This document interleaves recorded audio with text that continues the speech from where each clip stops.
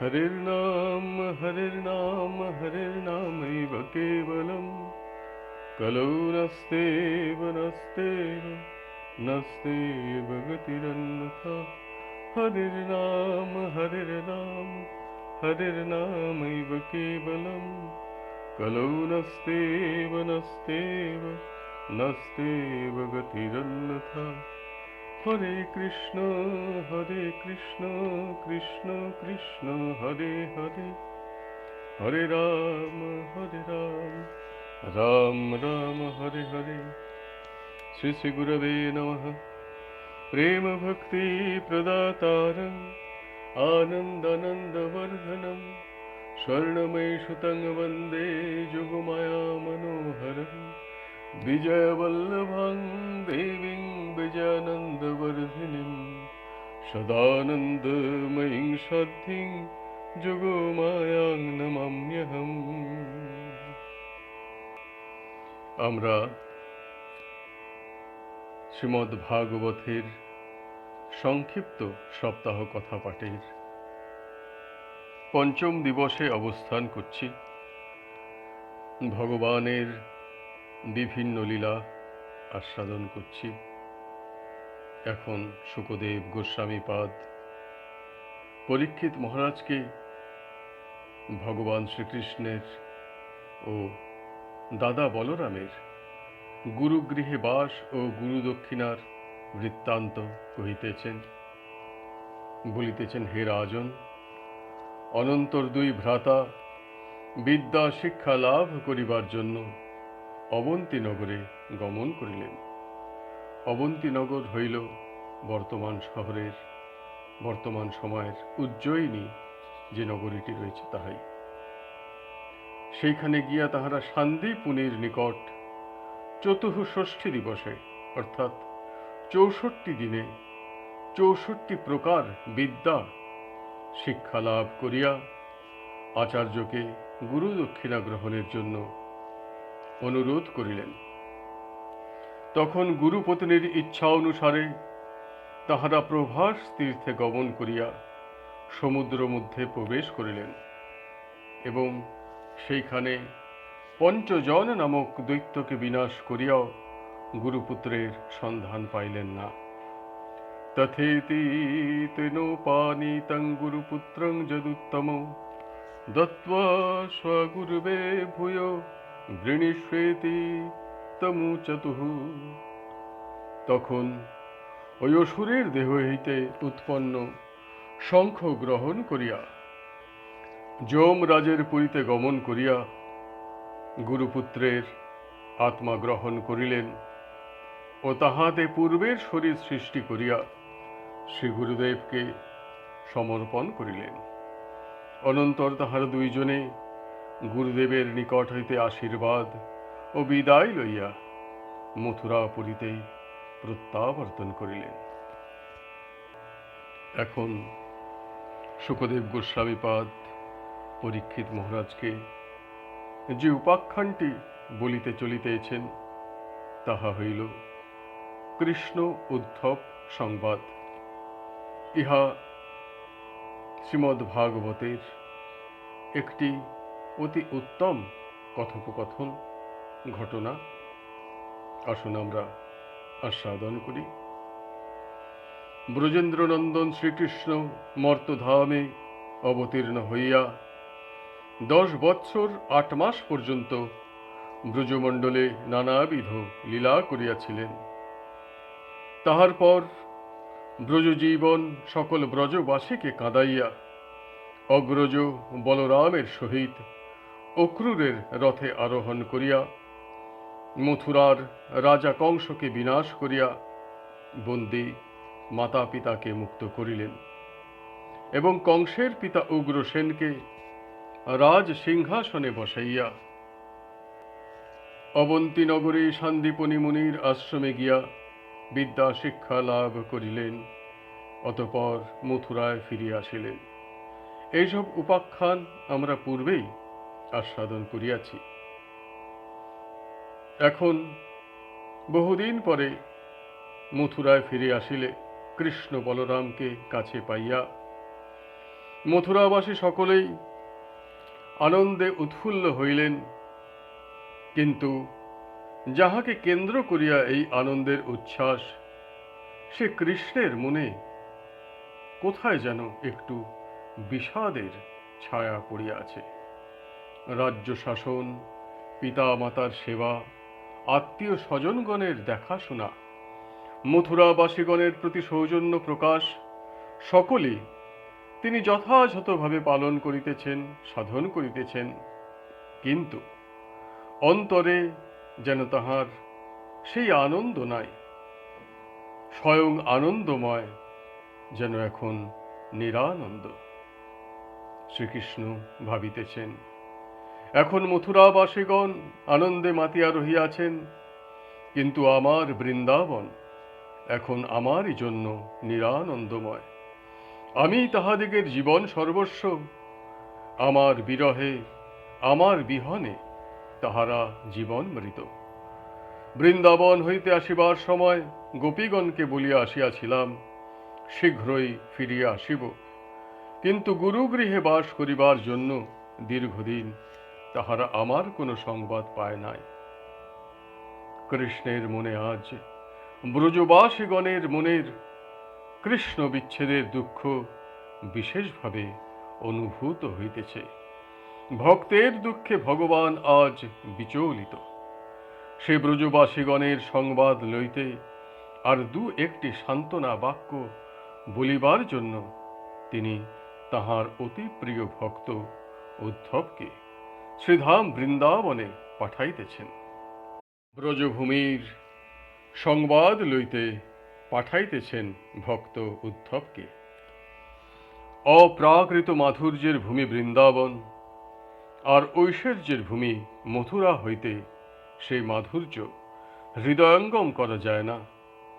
বৃন্দাবনের গোপ গোপীগণের প্রেম ভক্তি ভক্ত ও মহাপণ্ডিত উদ্ধবেরও শিক্ষার বিষয়।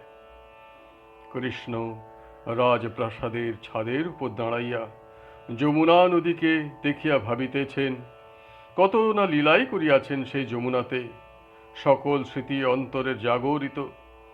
ব্রজ বিরহে ব্রজ জীবন কাতর, তাই ভক্ত উদ্ধবকে ব্রজে পাঠাইতেছেন সেই সব প্রিয়তম ভক্তগণের সংবাদ লইবার জন্য দূত রূপে। শ্রী ভগবানের কথা লীলামৃত, অর্থাৎ শ্রবণে তাহা অমৃতের আস্বাদন হইয়া থাকে। এখন প্রশ্ন হইতেছে, কোন প্রয়োজনে পরম প্রেমময় ভূমি বৃন্দাবন ত্যাগ করিয়া ব্রজের জীবন মথুরায় গমন করিয়া পুনরায় তাহার যা কার্য ছিল তাহা সমাপন করিয়া বৃন্দাবনে ফিরিয়া আসিলেন না কেন? একবারে যদি নাইবা আসেন, মথুরা হইতে মাঝে মাঝেও তো আসিতে পারেন, তাহাও আসেন না কেন? আচ্ছা, তা যদি নাও হয়, নিজে যদি আসিতে নাইবা পারেন, তাহা হইলে সে ব্রজের জনকে মথুরায় নিজের কাছে আনিয়া রাখেন না কেন?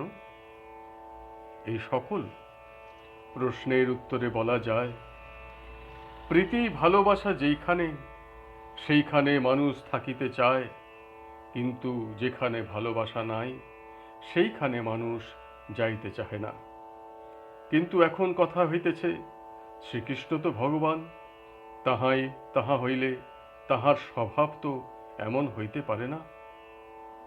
ভগবান গীতামুখে নিজেই বলিয়াছেন, যে যথা মাং প্রপদ্যন্তে তাংস্তথৈব ভজাম্যহম। যে ভক্ত যেমন ভাবে তাহার আশ্রয় প্রার্থনা করেন, কৃষ্ণ তাহাকে সেইভাবেই ভজনা করেন। ভগবানের অসংখ্য ভক্ত, মহা ভক্ত অনেক রইয়াছেন, তাই বলিয়া তিনি ক্ষুদ্র ভক্তকে উপেক্ষা করেন না কখনো। তাহাই যদি করিতেন, তাহা হইলে তাহার ভক্ত বৎসল নামে কলঙ্ক রটিত। যদুর প্রতি মহারাজ যজাতির অভিশাপ ছিল, যদু বংশে কেহ রাজা হইতে পারিবে না। সেই জন্য কৃষ্ণ মথুরার সিংহাসনে উগ্রসেনকে বসাইয়া নিজে স্বয়ং রাজা না হইয়া সকল কাজ দেখাশোনা করিতেন। এখন কৃষ্ণের উপর গুরুদায়িত্ব পড়িয়াছে শৃঙ্খলাহীন রাজ্যের পুনর্গঠনের জন্য।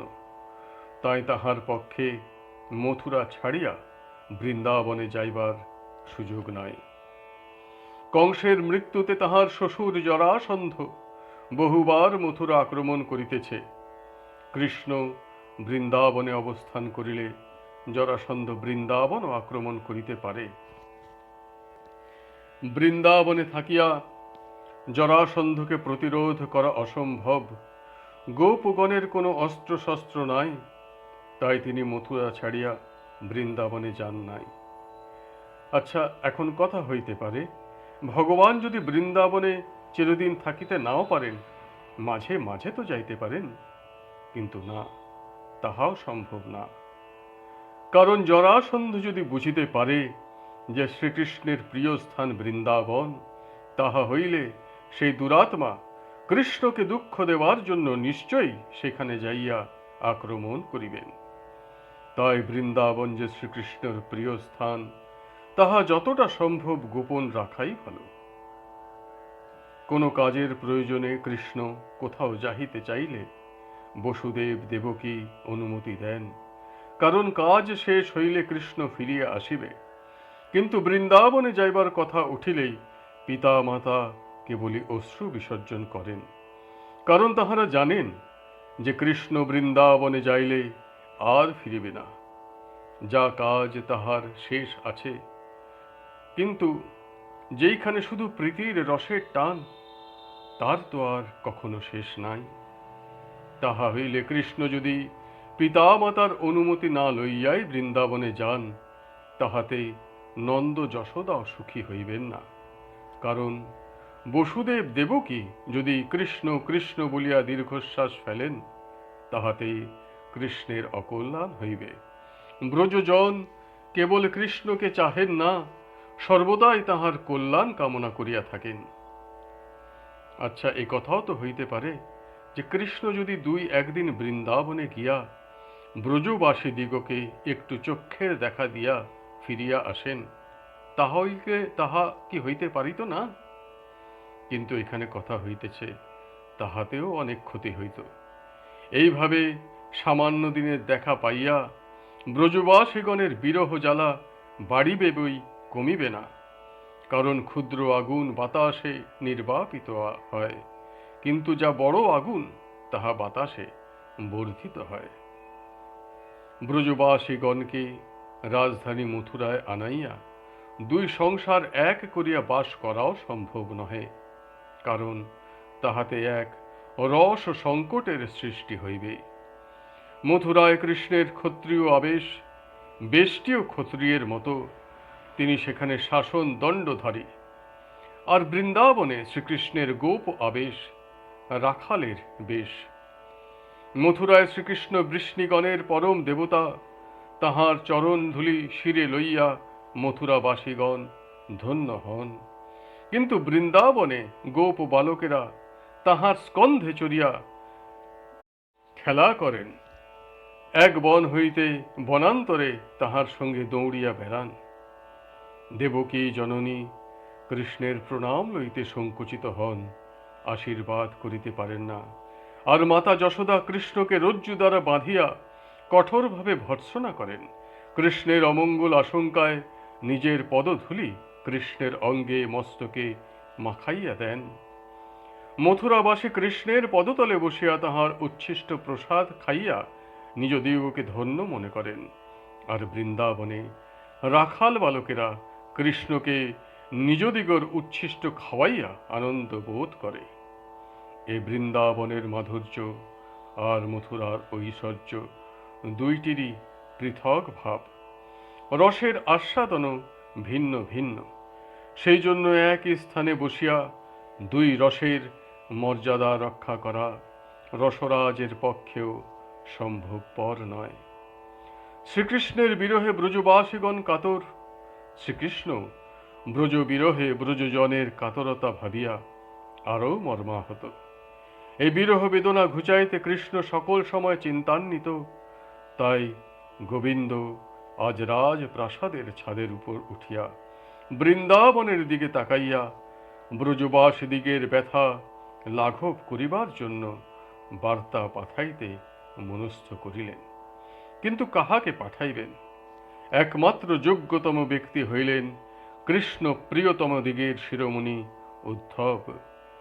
যদুবংশে দেবভাগের পুত্র তিনি। শিশুকাল হইতেই কৃষ্ণ ভক্ত, সাক্ষাৎ দেবগুরু বৃহস্পতির শিষ্য। তাহার অগাধ পাণ্ডিত্য, তিনি যাদবগণের শ্রদ্ধার পাত্র। তাহার বিচার কৌশল অতি তীক্ষ্ণ, তাহার হৃদয় অতীব উদার। শাস্ত্র অনুশীলনেও তিনি অতি সুনিপুণ। তাহার দেহের বর্ণ, অঙ্গের সৌষ্ঠব, চাল চলন সকলই ভগবান কৃষ্ণেরই অনুরূপ। শ্রীকৃষ্ণের উচ্ছিষ্ট প্রসাদই তিনি গ্রহণ করিতেন, আর প্রসাদী বস্ত্র, মালা, চন্দন আদি তিনি ব্যবহার করেন। কাজে শ্রীকৃষ্ণের প্রতিনিধি রূপে কোথাও যাইতে হইলে একমাত্র উদ্ধবই যোগ্যতম ব্যক্তি। আরও একটি কারণ আছে, উদ্ধবেরও বৃন্দাবন দর্শন করা প্রয়োজন। ব্রজ দর্শন না হইলে ভক্ত জীবনের চরম সার্থকতা আসে না। ব্রজের বাহিরে উদ্ধবের মতো কৃষ্ণ ভক্ত আর নাই। তথাপি ব্রজের প্রেম ও ভক্তির তুলনায় উদ্ধব যে কত ক্ষুদ্র তাহা উদ্ধবের জানা দরকার, আর তাহার মাধ্যমে জগজ্জন জানিতে পারিবে। ইহা যেন মথুরার চক্ষে ব্রজ দর্শন। বৃন্দাবন হইতে মথুরার স্থানগত দূরত্ব খুবই অল্প, কিন্তু ভাবগত দূরত্ব অনেক। তাই গোবিন্দ উদ্ধবের হাত দুইটি ধরিয়া ছল ছল নেত্রে গদ গদ ভাবে বলিলেন, গচ্ছোদ্ধবঃ ব্রজং সৌম্য পিতৃর্ণঃ প্রীতিমাবহ গোপীনাং মদ্বিয়ো কাবিং মৎসন্দেশহি বিমোচয়ঃ।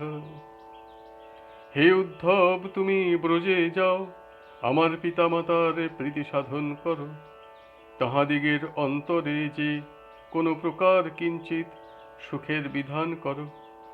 গোপীদিগের হৃদয় ভরা তীব্র পীড়া আমার বিরহজনিত, আমার সংবাদ দিয়া তাহা দূর করিবে। ব্রজ গোপীগণ আমার প্রাণ, তাহাদিগকে ছাড়িয়া আমি মথুরায় রহিয়াছি। আমার কোনো কাজে উৎসাহ নাই, তাহাদেরও কোনো কাজে উৎসাহ নাই। তাহারা আমাকে ক্ষণার্ধকালও দেখিতে না পাইয়া শতযুগ মনে করে। আমার রূপ গুণের কথা স্মরণ করিয়া বিরহের উৎকণ্ঠায় বিহ্বল হয়, ঘন ঘন মূর্ছিত হয়।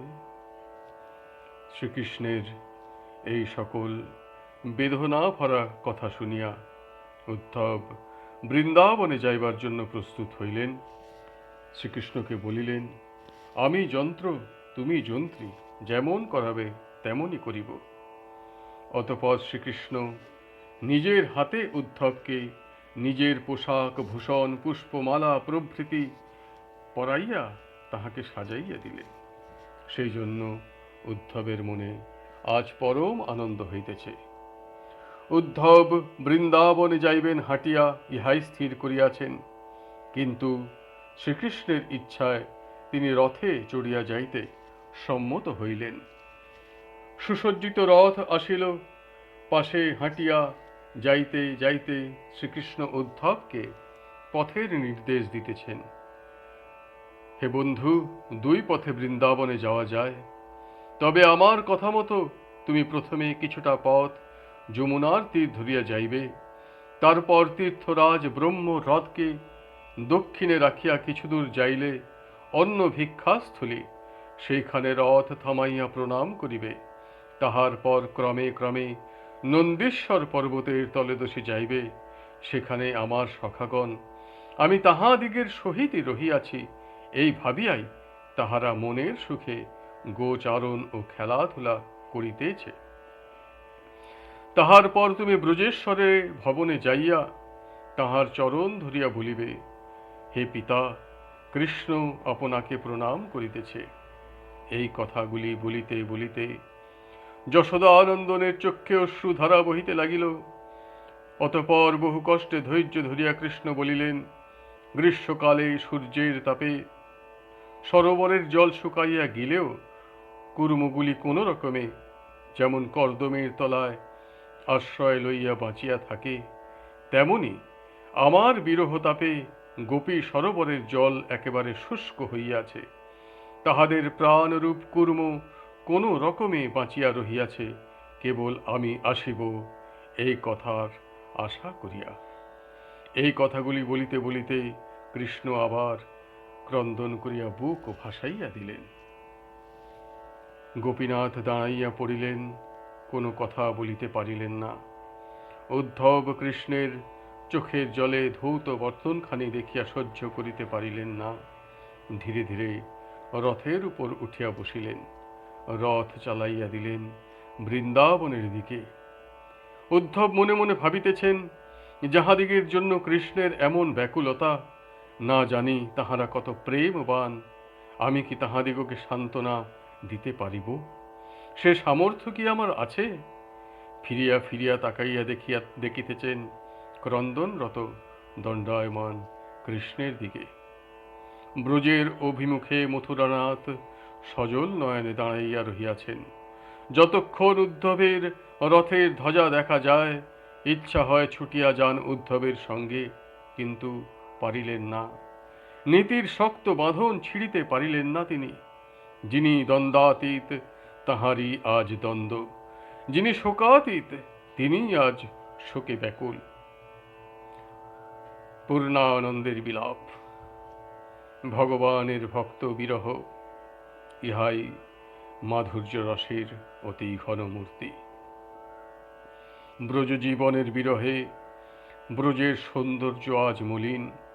ভক্ত উদ্ধবকে এই দৃশ্য না দেখাইবার জন্য ব্রজেন্দ্রনাথ যোগমায়া দেবীর সাহায্যে ব্রজের সৌন্দর্য সুষমা উদ্ধবকে দর্শন করাইলেন। আজ উদ্ধবের জীবন সার্থক। যাহারা ভগবানের দাস, তাহাদিগের জীবন ধন্য হয় প্রভুর সেবা করিয়া। আজ শুধু সেবা নয়, প্রভুর আদেশ পালন, তাহাতে আবার ব্রজবাসীগণের দর্শন লাভ। উদ্ধব বৃন্দাবনে যাইবার পথে দুধারে নানা কুঞ্জ, গোষ্ঠ, কানন, পুষ্পশোভা দেখিতে দেখিতে চলিতেছেন। ধেনু বৎসগণকে সঙ্গে লইয়া গোষ্ঠ ফেরত রাখাল বালকগণ বনের খেলা সাঙ্গ করিয়া শিঙা বেনু বাজাইতে বাজাইতে ব্রজে ফিরিতেছেন। ইহা দেখিয়া উদ্ধবের মন আনন্দে ভরিয়া গেল। গোধূলি বেলায় উদ্ধবের রথ আসিয়া থামিল নন্দালয়ের সম্মুখে। দূতের মুখে উদ্ধবের আগমন বার্তা পাইয়া নন্দ মহারাজ নিজেই বাহিরে আসিয়া মিলিত হইলেন উদ্ধবের সঙ্গে। উদ্ধব তাহার চরণ প্রান্তে পড়িয়া প্রণাম জানাইলেন। নন্দ মহারাজের তপ্ত অশ্রুতে উদ্ধবের দেহ সিক্ত হইল। নিজের গৃহের প্রকোষ্ঠে উদ্ধবকে আনিয়া বসাইলেন। এবার অতিথি সেবার ব্যবস্থা করিতে হয়, প্রথমত ভোজন। কিন্তু কোন বস্তু দ্বারা তাহার ক্ষুধার নিবৃত্তি করিবেন? ঘরে যে কিছুই নাই। যেই দিন হইতে ব্রজজীবন ব্রজ ছাড়িয়া গিয়াছেন, সেই দিন হইতেই নন্দালয়ে কোনো খাদ্যরন্ধন হয় নাই। ব্রজের কাছাকাছি যাহাদিগের বাস, তাহারা আহার্য প্রস্তুত করিয়া আসিয়া নন্দ মহারাজ ও যশোদা রানীকে খাওয়াইয়া যান। তাহারা খাইতে চাহেন না, কিন্তু তাহাদিগকে জোর করিয়া খাওয়াইয়া দিতে হয়। এই অবস্থায় নন্দ মহারাজ লোক পাঠাইয়া গ্রামের এক ব্রাহ্মণের গৃহ হইতে সামান্য পরমান্ন আনিলেন। তাহা মিষ্টিবিহীন দুগ্ধে সিদ্ধ করা তণ্ডুল মাত্র। সারাদিন অভুক্ত থাকিবার পর উদ্ধব ক্ষুধার সময় তাহাই অমৃত তুল্য জ্ঞানে আস্বাদন করিলেন। কৃষ্ণ প্রেমের কি মহত্ব! অতঃপর উদ্ধবের পাশে বসিয়া নন্দ মহারাজ কুশল জিজ্ঞাসার জন্য নিজেও বসিলেন। কৃষ্ণ কথা ব্যতীত আর কি কথা জিজ্ঞাসা করিবেন, কিন্তু সাহস হয় না। তাই বলিলেন, আমার সখা বসুদেব কেমন আছে? তোমরা আমার পর নহ। আমাদিগের পিতামহ দেব ও মীড়ের দুই পত্নী, ক্ষত্রিয়া পত্নীর গর্ভে বসুদেবের পিতা সুর আর তোমার পিতা দেবভাগের জন্ম। আর বৈশ্যা মাতার গর্ভে আমার পিতা পর্জন্যের জন্ম। কংসের ভয়ে যাহারা মথুরা নগরী ত্যাগ করিয়া অন্যত্র গিয়াছিল, তাহারা কি ফিরিয়াছে? কংস তো নিজের পাপেই মরিয়াছে। হে উদ্ধব, বলতো আমাদিগের কৃষ্ণ কি মথুরায় রহিয়া আছে? যদি থাকে তবে খবর পাই না কেন? শুনিয়াছি দুই ভাই উপনয়নের পর অবন্তী নগরে গিয়াছিল পাঠ লইবার জন্য গুরুগৃহে। শুনিয়াছি গুরুগৃহে কত কষ্ট করিয়া বাস করিতে হয়। আমার দুধের বালক কেমন করিয়া এত কষ্ট সহ্য করিল? খেলার সখাগণের কথা কৃষ্ণের কি মনে পড়ে, যে বৃন্দাবনে কৃষ্ণ কত অসম্ভব সকল কার্য করিয়াছে? সে বৃন্দাবনের কথা কি তাহার মনে পড়ে? কৃষ্ণের কত কার্য, কত সরল শিশু সে, কখনো কোনো চিন্তা ভাবনা করিতে জানে না। জরাসন্ধের হাত হইতে মথুরাকে রক্ষা করিবার জন্য কৃষ্ণ চিন্তায় ব্যাকুল। এত চিন্তার মধ্যে কৃষ্ণের কি আর আমাদিগের কথা স্মরণ করিবার অবসর আছে? তখন উদ্ধব বলিলেন, হে ব্রজরাজ, কৃষ্ণ সকল সময়ই আপনাদিগের কথা স্মরণ করেন। তখন তাহার যে অবস্থা হয় তাহা আমি নিজের চক্ষেই দেখিয়াছি। নন্দ মহারাজ তখন জিজ্ঞাসা করিতেছেন, সত্যই কি আমাদিগের কথা মনে করে? তবে আসে না কেন? কৃষ্ণ আমাকে বিদায় দিবার সময় বলিয়াছিল, সৌহৃদ যাদবগণের সুখ স্বাচ্ছন্দ্যের বিধান করিয়া আপনাদিগকে দর্শন করিতে যাইব। হে উদ্ধব, সেই দিন আর কবে হইবে? কবে সে আসিবে আমাদিগকে আনন্দ দিবে? এইভাবে বলিতে বলিতে নন্দ মহারাজের দুই চক্ষু হইতে বেগে অশ্রু নির্গত হইল। মানস নয়নে শ্রীকৃষ্ণের বদন মাধুর্য দর্শন করিতে করিতে বলিলেন, আমার গোপালের বদনের কি মধুরিমা, কি সুন্দর হাসি, মনোহর নয়নের দৃষ্টি, হায় হায়, আর কি পাইব সেই হৃদয় জুড়ানো মুখখানির দেখা? তারপর কিছুক্ষণ চুপ থাকিবার পর বলিলেন, উদ্ধব, পুত্র তো সকলেই পায়, কিন্তু এমন গুণের পুত্র আর কয়জনের আছে? সে ভীষণ কালীয় নাগকে দমন করিল, কত বড় পাহাড়টিকে ছাতার মতো এক হাতে 7 দিন ধরিয়া ধরিয়া রাখিল, ভয়ঙ্কর দাবানলকে নির্বাপিত করিল। উদ্ধব, কৃষ্ণের যে কত গুণ তাহা সারা জীবন ধরিয়া বর্ণনা করিলেও শেষ হইবে না। এমন রত্নকে দূরে রাখিয়া যে আমি এখনো বাঁচিয়া রহিয়াছি, ইহাই পরম আশ্চর্য। এতক্ষণ উদ্ধব শুনিয়া যাইতেছেন নন্দ মহারাজের কৃষ্ণের প্রতি যেরূপ অনুরাগ। উদ্ধব ভাবিতেছেন, ইহা আমি ধারণাও করিতে পারিব না। তিনি তখন প্রবোধ দিবেন মনে করিয়া ভাবিতেছেন, কিন্তু ভাবিতেছেন, আমি ইহাদিগকে প্রবোধ দিতে পারিব না। আমার এমনভাবে কাঁদিবার যোগ্যতা নাই। কিন্তু কিছু না বলিয়া চুপ করিয়া বসিয়া থাকাও যায় না। তাই তিনি বলিলেন, মহারাজ, আপনি আর মাতা যশোদা রানী উভয় মহাভাগ্যবান ও মহাভাগ্যবতী। এই কথা শুনিবা মাত্র নন্দ মহারাজের বক্ষে যেন শেল বিদ্ধ হইল। তিনি তখন কাঁদিতে কাঁদিতে বলিতে লাগিলেন, আমার মতো হতভাগ্যকে যে ভাগ্যবান বলে, তাহার বিন্দু মাত্র বোধ শক্তি নাই। তুমি মূর্খ, তাই তোমার এমন কথা আমি সহ্য করিলাম। নন্দ মহারাজের এমন উক্তিতে উদ্ধব স্তব্ধ। আসলে উদ্ধব কৃষ্ণকে পরম দেবতা, পরম ব্রহ্ম বলিয়াই জানেন। কৃষ্ণ উদ্ধবের কাছে ভগবান, কিন্তু নন্দ মহারাজের কাছে পুত্র ছাড়া আর কিছুই নয়। কৃষ্ণের কথা চিন্তা করিতে করিতে নন্দ মহারাজের মনে দীনতা উপস্থিত হইল।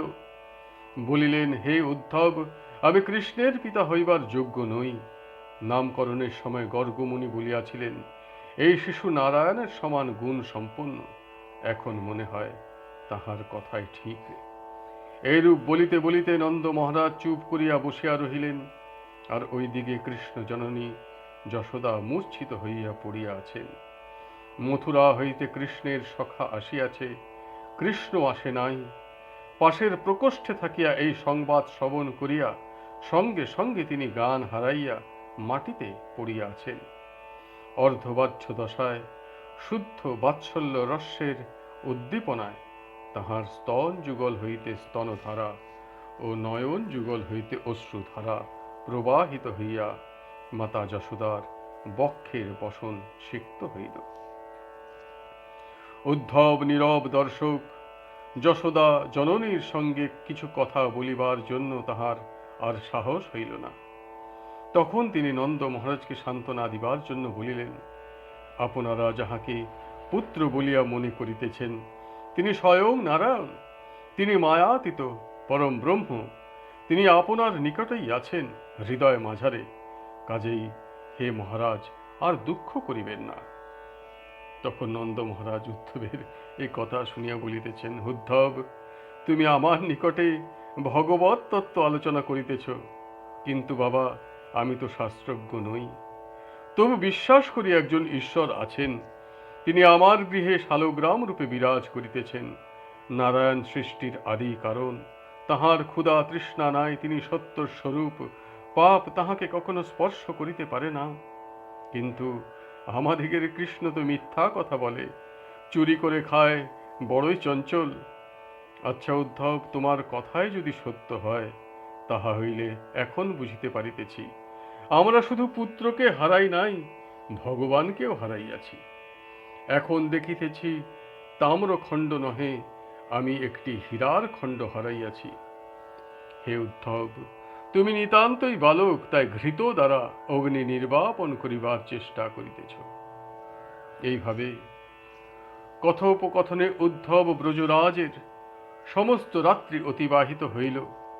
প্রভাতে উদ্ধব স্নান আহ্নিকাদি সমাপ্ত করিয়া ব্রজ গোপীগণের সহিত সাক্ষাৎ করিবার জন্য চলিলেন। দূর হইতে তিনি শ্রবণ করিলেন তাহাদিগের কথোপকথনে তাহারা কৃষ্ণ বিরয়ে উন্মাদিনীর ন্যায়। তাহাদিগের কৃষ্ণ প্রেমের তুলনা নাই। উদ্ধব নিজেও কৃষ্ণ ভক্ত এবং সেই কারণে তাহার একটু অভিমানও ছিল। কিন্তু আজ ব্রজ গোপীগণের সম্মুখে দাঁড়াইয়া তাহার মনে হইল, ইহাদিগের নিকটে তাহার কৃষ্ণ ভক্তি নিতান্তই তুচ্ছ। তিনি মনে মনে তাহাদিগের চরণে প্রণাম জানাইলেন। অবিকল কৃষ্ণের রূপের এক যুবককে দেখিয়া ব্রজগোপীরা নিজ দিগের মধ্যে বলা বলি করিতেছেন, বোধহয় কৃষ্ণ কোন দূত পাঠাইয়াছেন আমাদিগের খবর লইবার জন্য। অতঃপর তাহারা উৎকণ্ঠিত হইয়া উদ্ধবকে চারিদিক হইতে ঘিরিয়া ধরিলেন। তারপর সমাদর করিয়া বসিবার জন্য আসন দিলেন, কিন্তু উদ্ধব প্রণম্য গোপীগণের দেওয়া আসনটি স্পর্শ দ্বারা প্রণাম করিয়া আসনের কাছেই মাটিতে বসিলেন। তারপর গোপীগণ বলিলেন, তুমি মথুরাপতির একজন পার্ষদ, আমরা বুঝিতে পারিয়াছি। তুমি যে একজন রাজপুরুষ, তাহা তোমার পোশাকের দ্বারা আমরা বুঝিয়াছি। এখন জিজ্ঞাসা করি, তোমার মনিব, তোমার মালিক তোমাকে এখানে কোন উদ্দেশ্যে পাঠাইয়াছেন? আমাদিগের সঙ্গে তাহার সম্বন্ধ কিসের? একদিন ছিল প্রীতির সম্বন্ধ, দীর্ঘদিনের অস্বীকৃতির ফলে তাহা চিরতরে ছিন্ন হইয়া গিয়াছে। তবে ব্রজরাজ ও নন্দরানীকে অস্বীকার করিতে পারিবেন না, তাই তাহাদিগকে সান্ত্বনা দিবার জন্য নিজে না আসিয়া একজন ভৃত্যকে, একজন চাকরকে পাঠাইয়াছেন। গোপীগণের কথায় উদ্ধব মর্মাহত, নিজেকে বারবার ধিক্কার দিতে লাগিলেন। তারপর ব্রজগোপীগণ আবার বলিতেছেন, বলো দেখি উদ্ধব, কোন প্রীতি নষ্ট হয়ে যায় আর কোন প্রীতি চিরস্থায়ী হয়? ভ্রমর ফুলকে ভালোবাসে, তাহার গুণ গায়, মুখ দ্বারা চুম্বন করে, কিন্তু মধু ফুরাইলে আর প্রীতি থাকে না। উদ্ধব, কৃষ্ণ আমাদিগকে তাহার মুখামৃত পান করাইয়া আমাদিগকে ত্যাগ করিয়া চলিয়া গিয়াছেন। তাহাতে আমাদিগের প্রয়োজন সিদ্ধির কোনো অভিসন্ধি ছিল না। ইহা আমাদিগের অহৈতুকী প্রীতি। এই ভালোবাসায় এমন প্রবল বিরহ আসিল কেন? সর্বশাস্ত্র পারঙ্গম মহাপণ্ডিত উদ্ধব এই প্রশ্নের উত্তর দান করিতে সম্পূর্ণ অক্ষম। কৃষ্ণের সম্বন্ধে যে এইরূপ প্রশ্ন কেহ কোনোদিন করিতে পারে, তাহা উদ্ধবের ধারণারও অতীত ছিল। গায়ন্তঃ প্রিয়কর্মাণি রুদন্তশ্চ গতহ্রিয়ঃ তস্য সংস্মৃত্য ইয়ানি কৈশোরবাল্যেয়োঃ। গোপীগণ তখন উদ্ধবের সম্মুখেই লজ্জাশূন্য হইয়া কৃষ্ণের বাল্য ও কৈশোরের মনোমুগ্ধকর লীলাসমূহ উচ্চৈঃস্বরে গান করিলেন। তখন তাহারা এতই আত্মহারা হইলেন যে তাহাদিগের শরীর ও পরিবেশের কোনোই জ্ঞান রহিল না। কৃষ্ণ প্রেয়সী গোপীগণের প্রেমের গভীরতা, কৃষ্ণের প্রতি তাহাদিগের অভিমান, কৃষ্ণের জন্য আবেগ, উৎকণ্ঠা এবং লজ্জা শূন্যতা দেখিয়া উদ্ধব বিস্মিত ও অভিভূত। তখন তিনি মনে মনে গোপীগণকে বারংবার প্রণাম করিয়া তাহাদিগের ভাব তরঙ্গ দেখিতে লাগিলেন। উচ্চৈঃস্বরে কাঁদিতে কাঁদিতে গোপীগণ কয়েক পদ অগ্রসর হইলেন। উদ্ধব তাহাদিগের অনুগমন করিয়া দেখিলেন, নিভৃত এক নিকুঞ্জের অন্তপুরে কৃষ্ণ বিরহের মূর্তিমতী এক বিগ্রহ ধূলির উপর বিলুণ্ঠিত। চারিদিকে অষ্টর সখী তাহাকে সান্ত্বনা দিতেছেন। অন্য সখীগণ আসিয়া তাহাদিগের চারিপার্শ্বে বসিলেন। বিরহ বেদনায় ঘনায়িত বিগ্রহ অতি ক্ষীণ কণ্ঠে সখীগণকে বলিতেছেন, সখীরে, যদুপতির বিরহ সন্তাপ প্রতিক্ষণে আমার মর্মস্থল চূর্ণ বিচূর্ণ করিয়া দিতেছে। এই তাপ আর সহ্য হয় না। এই জীবন ব্যর্থ, এখনই ত্যাগ করিব। আমার বিশ্বাস তাহা হইলে আমি তাহাকে নিশ্চয়ই পাইব। মৃত্যুর পর আমার দেহে যতটুকু মাটি আছে, তাহা মথুরার যেই পথে প্রাণনাথ যাতায়াত করেন, সেই পথের মাটির সহিত মিশিয়া যাক, তাহাতে আমি তাহার চরণ যুগল ধারণ করিতে পারিব। আমার প্রাণনাথ যেই দীর্ঘিকায় স্নান অবগাহন করেন, দেহান্তে আমার শরীরের রসাংশ, জলাংশ সেই সরসীর জলে মিশ্রিত হইলে আমি তাহার অধর চুম্বন করিতে পারিব। স্নানান্তে মথুরাপতি যে দর্পণে নিজ বদন ছবি দর্শন করেন, আমার দেহের তেজাংশ সেই দর্শনের সহিত মিশিলে আমি তাহার বদন দর্শন করিব। আমার দেহে যতটুকু বাতাস রহিয়াছে, তাহা তাল পাতার পাখার সহিত মিশিলে ব্যজনের সময় আমি তাহাকে স্পর্শ করিব। আর আমার দেহের আকাশ অংশ তিনি যেই গৃহে রজনী যাপন করেন, সে গৃহে একাকার হইয়া আমি প্রাণ ভরিয়া তাহাকে দর্শন করিব। আমার মরণের এই সংকল্প সফল হইলে আমি আমার সমস্ত সত্তার দ্বারা মরণেই কৃষ্ণকে পাইব। ক্ষণকাল নীরব থাকিয়া শ্রীমতী পুনরায় প্রলাপ বাক্য বলিতে আরম্ভ করিলেন, না, আমার তো মরা হইবে না। ইহাতে বড় বাধা। তিনি পুনরায় আসিবেন বলিয়া গিয়াছেন। তিনি আসিয়া আমাকে দেখিতে না পাইয়া দুঃখিত হইবেন। আমি তাহাকে তো কোনো দুঃখ দিতে চাহি না। সহসা তিনি আকাশের দিকে তাকাইয়া দেখিলেন, একটি কাক মথুরার দিকে উড়িয়া যাইতেছে। তাহাকে লক্ষ্য করিয়া বলিলেন, ওরে বায়স, অর্থাৎ কাক, তুই মথুরায় গিয়া সেখানকার রাজাকে বলিবি, কোনো গৃহে যদি আগুন লাগে, তাহা হইলে মানুষের প্রথম কর্তব্য সে গৃহের মানুষ আর গৃহপালিত পশুও থাকিলে দরজা খুলিয়া তাহাদিগকে বাহির করিয়া দেওয়া। আমার এই দেহ গৃহে প্রবল আগুন লাগিয়াছে, তিনিই লাগাইয়াছেন এই আগুন। ওহে বায়স, তুই তাহাকে গিয়া বলিবি, আমার প্রাণ পাখিটি বাহির হইতে পারিতেছে না, কারণ বাহির হইতে শিকল তোলা রহিয়াছে। আবার আসিব, এই আশার বাণী শিকল হইয়া রহিয়াছে। পুনরায় কিছুক্ষণ পরে সখীগণকে বলিলেন, যমুনা তটিনী কূলে কেলি কদম্বের মূলে মোলে লয়ে চলল তরায় অন্তিমের বন্ধু হয়ে। যমুনা মৃত্তিকালয়ে সখী মোর লেপো সর্বগায়। শ্যাম নাম তদুপরি লেখো সব সহচরী, তুলসী মঞ্জরি দিও তায় আমাকে বেষ্টন করি, বল সবে হরি হরি যখন পরাণ বাহিরায়। উদ্ধব বিস্ফারিত নেত্রে বিরহ কাতর এ নিদারুণ মূর্তি দেখিতেছেন। তিনি চিলিলেন, যাহার কথা বহুবার শুনিয়াছি, ঘুমের মধ্যেও আমার প্রভু যাহার নাম বলিয়া দীর্ঘ নিঃশ্বাস ফেলেন, ইনিই সেই শ্রীমতী রাধারানী। শ্রীমতী কৃষ্ণ বিরহে দিব্যোন্মাদ প্রাপ্ত হইয়াছেন। সর্বাঙ্গে কম্পাদি বিকার সমূহের উদ্গম হইতেছে। নয়ন যুগল হইতে অবিরল অশ্রু দ্বারা বিগলিত হইতেছে। ক্ষণে ক্ষণে মূর্ছা যাইতেছেন। মূর্ছা হইতে কিঞ্চিত চেতনা লাভ করিয়া বলিতেছেন, সখী, কাননে কোকিল ডাকিতেছে, ওকে নিষেধ কর।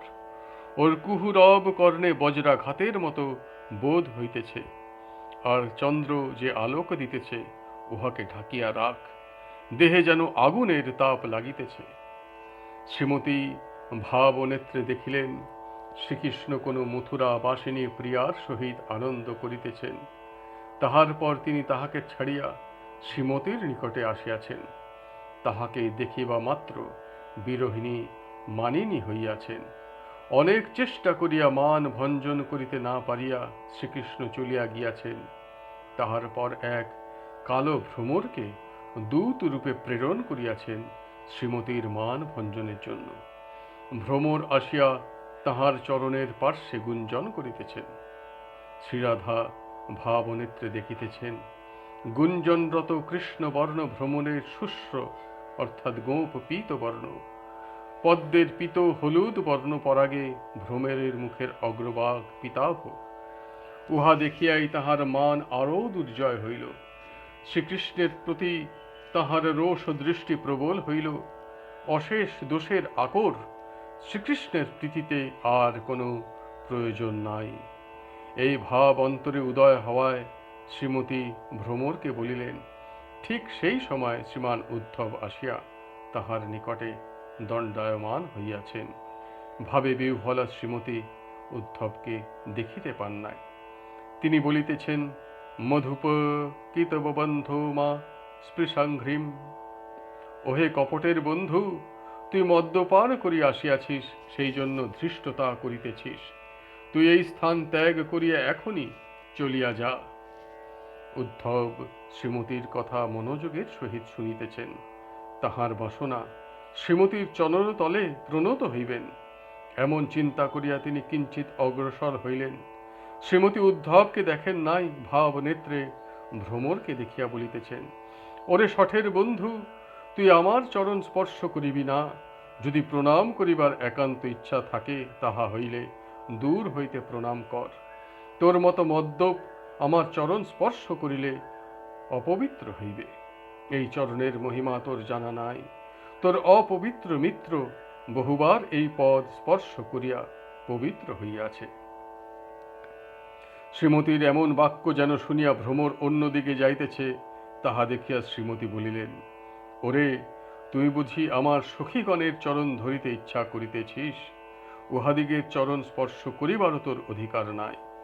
তোর বন্ধু আমার চরণ স্পর্শ করিতে সাহসী না হইয়া উহাদিগের চরণ ধরিয়া পবিত্র হইয়াছে। উদ্ধব মনে মনে বলিলেন, আমি আমার প্রভুর নিকট হইতে আসিয়াছি, তোমার শ্রী চরণ স্পর্শ করিবার আমার অধিকার রহিয়াছে। শ্রীমতী এই কথাগুলি যেন ভাব কর্ণে ভ্রমরের বাক্য বলিয়া মনে করিয়া উত্তরে বলিলেন, তুই যদি মদ্যপান না করিয়া এইখানে আসিতিস, তাহা হইলে আমার চরণ স্পর্শ করিতে পারিতিস। রে ভ্রমর, আমার মান ভঞ্জন করিবার তোর প্রয়োজন নাই। তুই বরং মথুরায় গিয়া মথুরা বাসিনী নাগরিগণের মান ভঞ্জন কর। এই সকল মন্তব্যের মধ্যে শ্রীকৃষ্ণ যে এই সকল কার্যে অপটু, তাহা বারে বারে বলিতেছেন। উদ্ধব তাহা শ্রবণ করিয়া মনে মনে বলিতেছেন, শ্রীকৃষ্ণকে এত কঠোরভাবে নিন্দা করা উচিত নয়। শ্রীমতী যেন ভাব কর্ণে শুনিতেছেন। ভ্রমর বলিতেছে, প্রভুকে এত নিন্দা করিতেছ কেন? তিনি কখনো কোনো দোষের কার্য করিতে পারেন না। তখন শ্রীমতী রাধারানী বলিতেছেন, তবে শোন রে ভ্রমর, তাহার দোষের কথা। আমাদিগের ধর্ম কর্ম নাশ করিয়াছে, নিজ অধর সুধা পান করাইয়া। ফুলে মধু শেষ হইলে তোরা যেমন ফুলকে ত্যাগ করিয়া যাস, সেও তেমনি আমাদিগকে তাহার অধর সুধা পান করাইয়া ত্যাগ করিয়াছে। তোরা ত্যাগ করিস মধু থাকে না বলিয়া, আর সে আমাদিগকে ত্যাগ করিয়াছে দুঃখের সমুদ্রে ডুবাইবার জন্য। শ্রীমতী ক্ষণেকের জন্য নীরব রহিয়াছেন, ভ্রমর গুঞ্জন করিয়া বেড়াইতেছে। শ্রীমতী যেন সেই গুঞ্জনের মধ্যে শুনিতে পাইলেন, যেই ব্যক্তি এত দোষী, নিন্দার পাত্র, বৈকুণ্ঠেশ্বরী লক্ষ্মী দেবী কি তাহার সেবা করিতে পারেন? তাহার উত্তরে শ্রীমতী বলিতেছেন, লক্ষ্মী দেবী বৈকুণ্ঠেশ্বরী হইলেও আমরা গোয়ালিনী হইলেও কি হইবে? লক্ষ্মীর অপেক্ষায় আমরা বিচক্ষণা। আমরা মধুপতির স্বভাব জানিয়াছি, কিন্তু লক্ষ্মী এখনো তাহা জানিতে পারেন নাই। উদ্ধব শ্রীমতীর কথা স্তব্ধ হইয়া শুনিতেছেন। ভ্রমর গুনগুন করিয়া গান গাহিতেছে, তাহা শ্রবণ করিয়া শ্রীমতী মনে ভাবিতেছেন, ভ্রমণ শ্রীকৃষ্ণের গুণগান করিতেছে। সেই জন্য তিনি কোপান্বিতা হইয়া বলিতেছেন, ওরে মধুকর, তুই মধুপতির গুণগান করিতেছিস কেন? সে এখন মথুরার রাজা, আর আমরা তাহার জন্যই কাঙালিনী। তুই বরং মধুপুরীতে গিয়া তথাকার নাগরীগণের নিকটে উহার গুণগান কর। শ্রীমতীর কথা শুনিয়া উদ্ধব চিন্তা করিলেন, ভ্রমরের গুঞ্জনে তিনি যেন উদ্ধবের অন্তরের ভাবনা শুনিতে পাইলেন। সখীকে সম্বোধন করিয়া শ্রীমতী বলিলেন, দেখ সখী, ভ্রমর কি বলিতেছে। আপনি আমাকে এমন কঠিন বাক্য বলিবেন না। মথুরাপুরীর পতিব্রতাগণ কখনোই পরপুরুষ শ্রীকৃষ্ণের সেবা করিবে না। তাহা হইলে ভ্রমর শোন, মথুরার রমণীগণ পতিব্রতা, তাহা আমি জানি, কিন্তু দেবলোকে, মর্তলোকে, পাতালে এমন কোন রমণী রহিয়াছে যে তোর প্রভুর বশ্যতা স্বীকার করে নাই? আমরা ভালোভাবেই বুঝিয়াছি, উহার সকলই কপটতায় ভরা। যেই জন উহাতে ভুলিবে, সে আমাদিগের মতো মহা দুর্দশায় পতিত হইবে। কৃষ্ণ এত দোষী হইলেও আমরা তাহাকে পাইবার জন্য লালায়িত, কারণ স্বয়ং লক্ষ্মী সর্বেশ্বরী হইয়াও যাহার পদতলে পতিত হইয়া উপাসনা করে, আমরা ক্ষুদ্র মানবী গোয়ালিনী হইয়া কেমন করিয়া তাহার আসক্তি ত্যাগ করিব? ভ্রমর যেন শ্রীমতীর চরণোদ্দয়কে পদ্মমণি করিয়া উহাতে বসিয়াছে, আর গুঞ্জন করিয়া শ্রীকৃষ্ণের অপরাধের জন্য ক্ষমা প্রার্থনা করিতেছে। এই আবেশে ভ্রমরকে লক্ষ্য করিয়া শ্রীমতী পুনরায় বলিলেন, ওরে ভ্রমর, তোর কোনো কথা আমার শুনিবার প্রয়োজন নাই, সেই জন্য তোরও কিছু বলিবার থাকিতে পারি না। আমার পদ হইতে তোর মাথা সরাইয়া নে।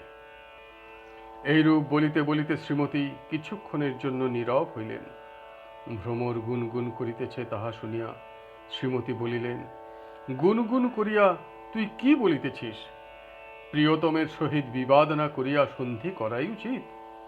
ভ্রমর, তুই কখনো এমন কথা বলিবি না।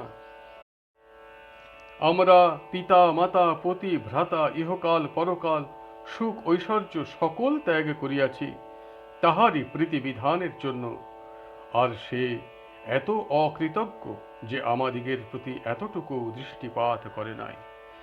এমন কঠোর শঠরাজের সঙ্গে আর কোনো সন্ধির কথা উঠিতেই পারে না। শ্রীমতী কিছুক্ষণের জন্য নীরব থাকিয়া আবার কহিতেছেন, রে ভ্রমর, শ্যাম সুন্দরের সঙ্গে সখ্যতার কথা আর বলিস না। তাহার কুটিলতা, নির্মমতা ও অধার্মিকতার সীমা পরিসীমা নাই। বানর রাজ বলিকে আড়াল হইতে বান নিক্ষেপ করিয়া নৃশংসভাবে হত্যা করিয়াছিলেন রামচন্দ্র লীলায়। আবার দেখ, তাহার রূপ দেখিয়া শূর্পণখা মোহিত হইয়াছিল, তখন তাহাকে স্বামিত্বে বরণ করিবার জন্য প্রার্থনা করিল। এই সামান্যতম দোষের জন্য তাহার নাক কান ছিদন করাইয়া দিলেন। তাহার দয়াহীনতার কথা আরও বলিতেছি শোন। বামন দেবের দ্বারা বলিকে লাঞ্ছনার কথা সবাই জানে। বলিরাজ সমাদরে ত্রিপাদ ভূমি দান করিবার অঙ্গীকার করিয়াছিলেন। যখন তিনি বামন দেবকে পূজা করেন, তখন তাহার পদ দুইটি ছিল অতি ক্ষুদ্র, কিন্তু যেইমাত্র দানের জন্য বাক্য উচ্চারণ করিলেন, অমনি তিনি প্রকাণ্ড দেহ ধারণ করিয়া বিশাল চরণ বাহির করিলেন। দুই পদে সমগ্র মেদিনী ঊর্ধ্বলোক অধিকার করিয়া লইলেন। অবশেষে তৃতীয় চরণ রাখিবার স্থান না পাইয়া তাহাকে বন্দী করিলেন। রে ভ্রমর, আমরা বুঝিয়াছি শ্যাম বর্ণের এমনই দোষ, এই বর্ণের মোহিনী শক্তি রহিয়াছে। দশরথের পুত্র শ্যামবর্ণ, কশ্যপ মুনির পুত্র শ্যামবর্ণ, আর তোর মনিব শ্যামবর্ণ। তাই বলিতেছি, শ্যামবর্ণের সহিত মিতালির কথা আর বলিস না। শ্রীকৃষ্ণের প্রতি এমন কথা যে কেহ বলিতে পারে, তাহা উদ্ধবের কল্পনারও অতীত। শ্রীমতীর মহাভাবের অতল সিন্ধুতে অবগহন করিবার সামর্থ্য নাই তাহার। কেবল তীরে বসিয়া সেই মহাসিন্ধুর তিনি তাহার মহিমাংশ অনুভব করিলেন। অস্থির হইয়া চিন্তা করিতেছেন, ইনি শ্রীকৃষ্ণের এত নিন্দা করিতেছেন, অথচ তাহার কথাই বারে বারে বলিতেছেন। শ্রীমতী যেন ভ্রমরের কথা শুনিয়া বলিলেন, দোষী ব্যক্তির দোষ গাওয়াও গুণী ব্যক্তির পক্ষে অশোভন, কিন্তু তাহার লীলা কথা রূপ গুণাদি যে পরম সম্পদ, তাহা আমি ত্যাগ করিতে পারিতেছি না। তাহাকে হারাইয়া বাঁচিয়া রহিয়াছি শুধু তাহার কথা লইয়া। এই দোষ আমাদিগের নহে, দোষ তাহার কথারই। কথা ছাড়িতে চায় না আমাদিগের জিহ্বা। কৃষ্ণ যেমন, তাহার কথাও তেমন, নির্দয়তায় দুই সমকক্ষ। শ্রীকৃষ্ণ যে কত স্নেহময় ও কোমল তাহা শ্রীমতী অবশ্যই জ্ঞাত আছেন। শূর্পণখার প্রতি যে ব্যবহার, তাহা বাহ্যত নির্দয়তার মতো মনে হইলেও বস্তুত উহা পরম করুণার নিদর্শন। শূর্পণখা যখন রামচন্দ্রকে স্বামী রূপে প্রার্থনা করিয়াছে, তাহা তিনি অবশ্যই পূরণ করিবেন, তবে এই জন্মে নয়, কারণ তিনি এই অবতারে এক পত্নী ব্রত গ্রহণ করিয়াছেন। সেই কারণেই তিনি তাহার নাসা কর্ণ ছেদন করিয়া তাহাকে কুরুপা করিয়া রাখিলেন, যাহাতে আর কেহই তাহার পানি গ্রহণ করিতে না পারে। সেই শূর্পণখাই দাপর লীলায় কুবজা হইয়া আসিলেন। ভগবান তখন তাহার পানি পীড়ন করিয়া তাহার ভক্ত বাৎসল্যের পরিচয় দিলেন। ইহাতেই তাহার নির্দয়তা নাই, রহিয়াছে অপার করুণা।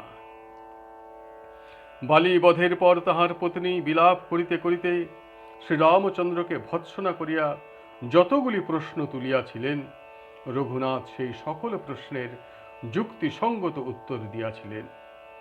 বালি তাহার ভ্রাতা সুগ্রীবের সহধর্মীকে অঙ্কশায়িনী করিয়াছিলেন, সেহেতু সে দণ্ডের যোগ্য। সুগ্রীব রঘুনাথের মিত্র, মিত্রের শত্রুও শত্রুই। হীন কর্মা শত্রুকে বধ করা তাহার কর্তব্য। আবার বালির প্রতি ব্রহ্মার বর ছিল, সম্মুখ সমরে কেহই তাহাকে বধ করিতে পারিবে না। তাই অন্তরাল হইতে তীর নিক্ষেপ করিয়া তিনি কোনো দোষ করেন নাই। বলিকে ছলনাতেও বামন দেবের কোনো ধূর্ততা নাই। তিনি তাহাকে করুণাই করিয়াছেন, তাহাকে বন্দী করিয়াছেন, ইহা বড় কথা নয়। তাহার দুয়ারে তিনি নিজেই চিরতরে বন্দী হইয়া রহিলেন, ইহাই প্রধান কথা। সকল কার্যের মধ্যেই করুণাময়ের করুণাধারা প্রবাহিত। পূর্বজন্মে রাম হইয়া বালি কপি বিনাশিয়া, যেই কইল ব্যাধের আচার, শূর্পণখা নাসা কর্ণ, তিনি কইলা ছিন্ন ভিন্ন বড়ই নির্দয় মন তাহার। পুনশ্চ বামন হইয়া বলির সর্বস্ব লইয়া দৃঢ় বন্ধন করিল তাহার। হেন কৃষ্ণবর্ণ যে তাহার সখ্য চাহেকে, তবু তার কথা ছাড়া দায়। শ্রীমতীর যে এই সকল উক্তি করিয়াছেন, তাহা শ্রীকৃষ্ণে ঈশ্বর বুদ্ধি হইতে নয়, মহাভাব সাগরের তরঙ্গমালায় অসংখ্য উচ্ছ্বাসে এই সকল উক্তি। ভ্রমরকে দেখিয়া মানবতী কৃষ্ণ কথার দুষোদ্গার করিলেন। শ্রীমতী যে কৃষ্ণ কথার দুষোদ্গার করিলেন, তাহার কথা যে শ্রবণ করে, তাহারই ক্ষতি হয়। ধার্মিক ব্যক্তি ধর্মের প্রতি আস্থা হারায়, ধনী ব্যক্তির ধনের প্রতি আসক্তি থাকে না, ভোগী ভোগের প্রতি আসক্তি শূন্য হয়, স্ত্রীর পতির প্রতি প্রেম কমিয়া যায়, পতি পত্নীর প্রতি আসক্তিহীন হয়, পুত্রের পিতামাতার প্রতি শ্রদ্ধা নষ্ট হয়, পিতামাতার সন্তানের প্রতি মমতা থাকে না। কি যে অদ্ভুত মাদকতা তাহার কথায়, তাহার লীলা কথা শুনিয়া অশেষ দুঃখ ভোগ করে। যাহারা এই সকল কৃষ্ণ কথা গ্রন্থে লিখন করে অথবা মুখে বলিয়া প্রচার করে, তাহারা পরপীড়ক, সাধু বেশি ঘাতক। অপরজনকে দুঃখ দেওয়াই তাহাদিগের স্বভাব।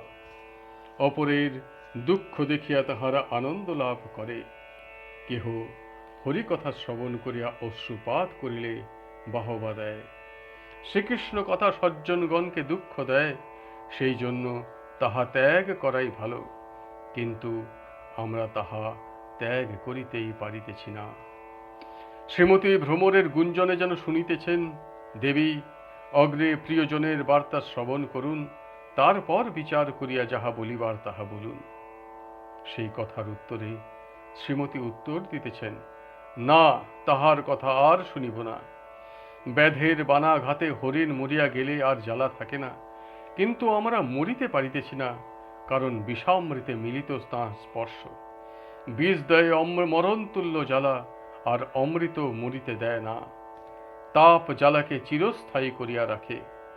ওরে ভণ্ডের মন্ত্রী, অন্য কথা কহ মুখে, শুনি মনে পাই সুখে, না কহিও কৃষ্ণের বর্ণন।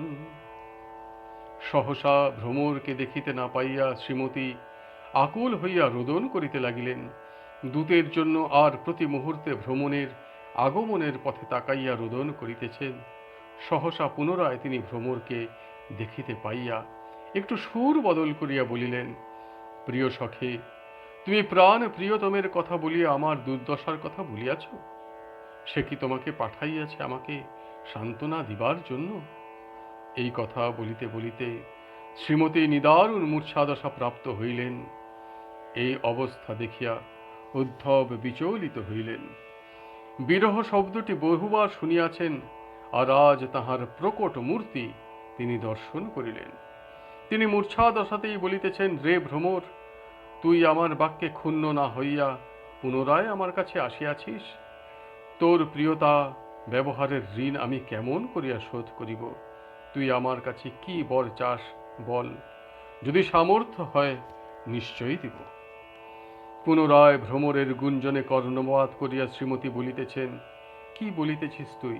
আমাকে মথুরায় লইয়া যাইতে চাহিস? আমি সবিনীত হইয়া বলিতেছি, তুই আমাকে এমন কথা কখনো বলিস না। আমার প্রাণ বল্লভকে ঘিরিয়া বসিয়া রহিয়াছে বহু শপথিনীগণ। আমি তাহার নিকট যাইলে তাহাদিগের দুঃখ, আর সেই সঙ্গে আমারও দুঃখ। তুই বরং তাহাকেই আমার নিকটে লইয়া আয়। এইভাবে কথা বলিতে বলিতে সহসা শ্রী রাধার প্রণয় কোপ ও বৈপরীত্য ভাব দূর হইল। তখন তাহার মনে হইল তিনি শ্রীকৃষ্ণের দূতের প্রতি রুক্ষ ব্যবহার করিয়াছেন। অনুতাপ অন্তরে বলিলেন, আহা, আমি কি অন্যায় করিলাম? প্রাণ প্রিয়তম আমাকে সান্ত্বনা দিবার জন্য দূত পাঠাইয়াছিলেন, তাহার প্রতি দুর্ব্যবহারই করিলাম, শুধু ভর্ৎসনাই করিয়াছি। তখন তিনি গদ গদ কণ্ঠে বলিলেন, ভ্রমর, আর্যপুত্র কি মথুরাতেই আছেন? ভ্রমরের গুঞ্জনে শ্রীমতী শুনিতেছেন, হ্যাঁ, তিনি মথুরাতেই আছেন। শ্রীমতী তখন বলিতেছেন, শুনাই বিনয় অতি মথুরার প্রাণপতি, পিতৃগৃহ সরে কি কখন? গোপগণে পড়ে মনে এই দিব্য বৃন্দাবনে, পড়ে মনে যত কেলিগণ। মোরা চির কিঙ্করি কুভুকি স্মরণে হরি, কথা কিছু কহে কি কখন? তাঁর দীর্ঘ ভুজদণ্ড যাহাতে অগুরুগন্ধ, শিরে কবে করিবে অর্পণ, কবে পুনঃ পাব দর্শন। এই কথাগুলি বলিতে বলিতে শ্রীমতীর অঙ্গে অষ্টসাত্ত্বিক ভাবের বিকাশ হইল। নয়ন ধারায় ভূমি হইল সিক্ত, ঘর্ম বহির্গত হইল, অজস্র লালা স্রাব হইতে লাগিল, সর্বাঙ্গ কম্পিত, শ্বাস অবরুদ্ধ, দশেন্দ্রিয় ছেড়ে গেল, নবোদ্বার রুদ্ধ হল, সব প্রায় পড়ে কলেবর। ক্রমে শ্রীরাধার ভাব শান্ত হইল, প্রণয় কোপ ও মান বিদরিত হইল, উদয় হইল স্বাভাবিক বিরহের। এতক্ষণ উদ্ধব দাঁড়াইয়াছিলেন এক পার্শ্বে। ধীরে ধীরে সসম্ভ্রমে তিনি শ্রীমতীর নিকটস্থ হইলেন। কি বলিয়া শ্রীমতীকে সান্ত্বনা দিবেন, সেই ভাষা উদ্ধবের গভীর শাস্ত্র জ্ঞানের মধ্যে নাই। শ্রীকৃষ্ণের জন্য আরতি জীবের জীবনে পরম পুরুষার্থ, সেই পুরুষার্থই ব্রজাঙ্গনাগণ লাভ করিয়াছেন, গোপীগণ লাভ করিয়াছেন, কিন্তু আমি উদ্ধব তাহা লাভ করি নাই। নিজেকে ধিক্কার দিতেছেন ইহাদিগকে দেখিয়া। উদ্ধবের বলিতে ইচ্ছা করিতেছে, কাঁদুন, আপনারা আরো ক্রন্দন করুন, আমি নয়ন ভরিয়া দেখি, শ্রবণ ভরিয়া শুনি, এই দুর্লভ ভাব ও ভাষা অনন্ত বিশ্বে আর কোথাও পাওয়া যাইবে না। উদ্ধব তখন বলিতেছেন, আপনারাই, আপনাদিগের তুলনা হয় না, আপনাদিগের ভাবের তুলনা নাই। সংসারে যত প্রকারের সাধনা রহিয়াছে, সকল সাধনার চরম লক্ষ্য কৃষ্ণ ভক্তি। কেমন করিয়া কৃষ্ণকে ভালোবাসিতে হয়, ভাবময়ী আপনারা এ জগতে প্রকটিত হইয়া নিজদিগের আচরণের দ্বারা তাহা প্রচার করিতেছেন। ব্রজ রহিয়াছে তাই ত্রিলোক ধন্য, আর আপনারা আছেন বলিয়া ব্রজ ধন্য। শাস্ত্র ত্যাগ ধর্মের বহু কথা রহিয়াছে, তাহার ভিতর সর্বশ্রেষ্ঠ কথা, সর্বধর্মান পরিত্যজ্য মামেকং শরণং ব্রজ। এই মন্ত্রের অপরূপ মূর্তি একমাত্র আপনারাই। সর্বস্বরূপ শ্রীকৃষ্ণের প্রতি পরিপূর্ণ যে প্রেমভাব, তাহাই মহাভাব। এই মহাভাবের মূর্তিমতী বিগ্রহ স্বরূপ আপনারা। আপনাদিগের কখনো কৃষ্ণ বিরহ হইতে পারে না, কারণ প্রেম বশ শ্রীকৃষ্ণ কখনো আপনাদিগকে ত্যাগ করিয়া দূরে থাকিতে সমর্থ নহেন। আপনাদিগের এই বিরহ কেবলমাত্র আমার মতো জীবাধমকে অনুগ্রহ করিবার জন্য।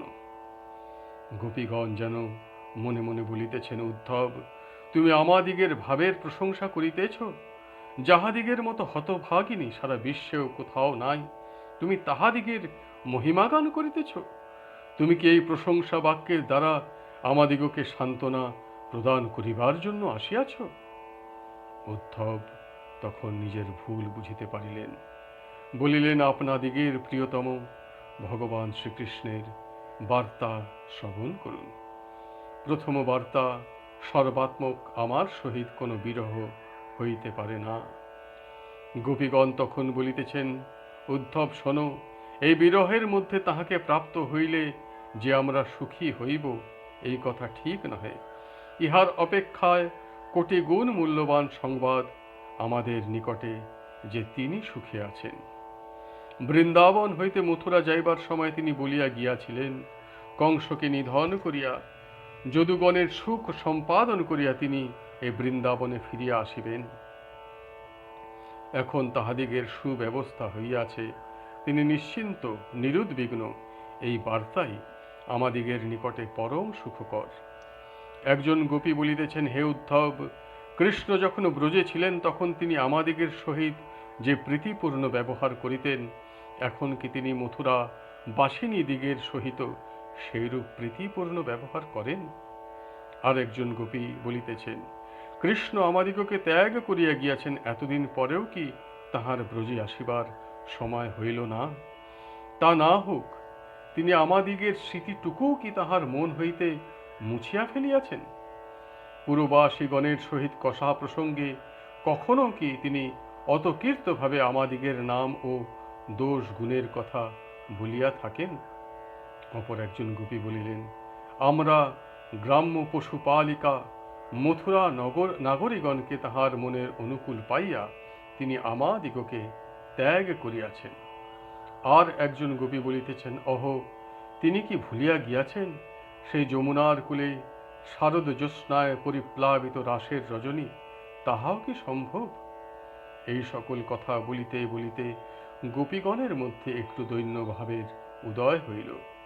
তাহারা উদ্ধবকে প্রভু সম্বোধন করিয়া বলিলেন, হে প্রভু উদ্ধব, আপনি অনেকবার কৃষ্ণের ঈশ্বরত্ব সম্বন্ধে বলিয়াছেন, কিন্তু কৃষ্ণকে কিছুতেই ঈশ্বর বলিয়া আমরা মানিতে পারি নাই। তিনি বৃন্দাবনে নন্দনন্দন, ব্রজনাথ, গোপীনাথ, ইহা ব্যতীত আর কোনোভাবেই তাহাকে আমরা ভাবিতে পারি নাই। কৃষ্ণ ভগবান, এই কথা যদি আমরা বিশ্বাস করিতে পারিতাম, তাহা হইলে তীব্র বিরহ বেদনা দূর হইয়া যাইত। কারণ শ্রী ভগবানকে লাভ করিতে যে সাধনার প্রয়োজন, সেই যোগ তপস্যার প্রয়োজন, তাহার কণা মাত্র আমাদিগের এই ক্ষুদ্র জীবনে নাই। ভগবানকে কিছুতেই লাভ করিতে পারিব না, এই দৃঢ় প্রত্যয় বিরহ বেদনা অন্তর হইতে চলিয়া যাইত। ভগবান যে রহিয়াছেন তাহা আমরা অস্বীকার করি না। তিনি সর্বজ্ঞ, সর্বশক্তিমান, সর্বত্র বিরাজমান, এই কথাও আমরা বিশ্বাস করি। কিন্তু আমাদিগের কৃষ্ণের মধ্যে এই সকল লক্ষণের কোনো একটিও দেখিতে পাই না। তিনি যদি সর্বজ্ঞ হইতেন, তাহা হইলে জানিতে পারিতেন আমাদিগের অন্তরের বেদনা। তিনি সর্বশক্তিমান হইলে যে কোনো মুহূর্তে ব্রজে আসিয়া দেখা দিতে পারিতেন। সর্বশক্তিমানের ক্ষেত্রে কোনো কিছুই অসম্ভব নয়। আর তিনি যদি সর্বত্র বিরাজমান হন, তাহা হইলে একই সময় মথুরায় ও বৃন্দাবনে থাকিতে পারিতেন। তখন আমরা বিরহ তাপে দগ্ধ হইতাম না।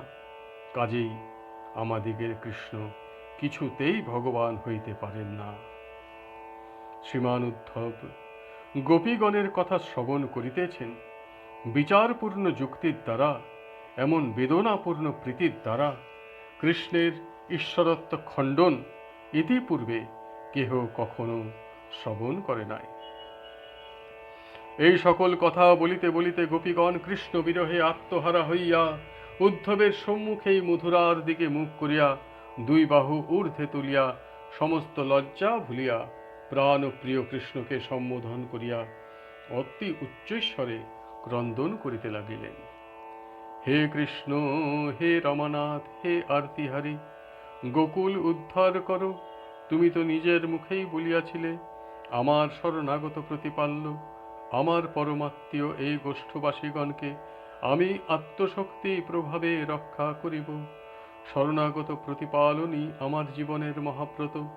এই কথা শুধু মুখে বলো নাই, কাজেও দেখাইয়াছিলে। তোমার সেই ব্রত রক্ষার প্রতিজ্ঞার কথা স্মরণ করিয়া বলিতেছি, একটিবার এই ব্রজে আসিয়া ব্রজবাসীর দশা দর্শন করিয়া যাও। ব্রজ গোপীগণ মথুরার দিকে হাত তুলিয়া হা কৃষ্ণ, হা ব্রজনাথ বলিয়া অশ্রুধারায় সিক্ত হইয়া মর্মভেদী আর্তনাদ করিতে লাগিলেন। ব্রজের বৃক্ষলতা পশু পক্ষীগণ ব্যাকুল হইল, যমুনার জল হইল সন্তপ্ত। এমন বেদনা ভরা কণ্ঠ, বুক ফাটা আর্তনাদ, কৃষ্ণ বিরহে এমন অনর্গল অশ্রু বর্ষণ উদ্ধব কেন বিশ্বজগতে কেহই কখনো কোথাও দেখে নাই, শুনেও নাই। দেখিতে দেখিতে নিজের অজ্ঞাত সারে উদ্ধব নেত্রে দর বিগলিত ধারা বর্ষণ করিলেন। নিজের উত্তরীয় দ্বারা সেই অশ্রুমোচনের ব্যর্থ চেষ্টা করিয়া শ্রীকৃষ্ণের কথিত বাক্যগুলি মহামন্ত্রের ন্যায় বারংবার আবৃত্তি করিলেন। এই একমাত্র সঞ্চয় শ্রীকৃষ্ণের সংবাদ বারে বারে শ্রবণ করিয়া গোপীগণের বিরহ ভাব উপশমিত হইল। তখন তাহারা প্রকৃতিস্থ হইয়া উদ্ধবকে কৃষ্ণের ন্যায় সমাদর করিলেন। অতঃপর উদ্ধব গোপীগণের কৃষ্ণ বিরহজনিত দুঃখ দূর করিবার জন্য প্রায় 10 মাস কাল ব্রজে বাস করিলেন এবং কৃষ্ণের লীলা কীর্তন করিয়া ব্রজবাসীগণকে আনন্দ দান করিলেন। তিনি তাহার হরিদাস এই নাম সার্থক করিলেন। কৃষ্ণের প্রতি গভীর অনুরাগ ভালোবাসা দেখিয়া উদ্ধব বিস্মিত হইয়াছেন। কৃষ্ণের কথা চিন্তা করিয়া গোপীদিগের বিহ্বলতা, কৃষ্ণে আবেশ, দিব্যোন্মাদের অবস্থা উদ্ধব প্রত্যক্ষ করিয়া নিজেকে মহা ভাগ্যবন্ত মনে করিলেন। তিনি গোপীগণকে প্রণাম করিতে ইচ্ছা করিলেন, কিন্তু গোপীগণ কৃষ্ণ সখা উদ্ধবের প্রণাম গ্রহণ করিলেন না। বিনয়বশত তখন তিনি স্তুতি করিয়া তাহাদিগের প্রতি শ্রদ্ধা জ্ঞাপন করিলেন। বন্দে নন্দ ব্রজশ্রীণং পাদরেণুমভিক্লশঃ যাসাং হরি কথোদ্গীতং পুনাতি ভুবনত্রয়ম। নন্দব্রজের গোপীগণের শ্রীচরণের প্রতিটি ধূলিকণাকে প্রতিক্ষণ বন্দনা করি, দূর হইতে বন্দনা করি, যেই দিন বৃন্দাবনের পথের পার্শ্বে তৃণলতা গুল্ম হইয়া জন্মগ্রহণ করিব, সেই দিনই বক্ষস্থলে ধারণ করিতে পারিব তাহাদিগের চরণধূলি। যিনি ব্রজের তৃণগুল্মলতা হইয়া গোপীগণের পদরেণু অঙ্গে পাইবার কামনা করিয়াছিলেন, এই সর্বোৎকৃষ্ট লালসার জন্য জগতের ভক্ত সমাজ তাহাকে প্রণাম করিয়াছেন।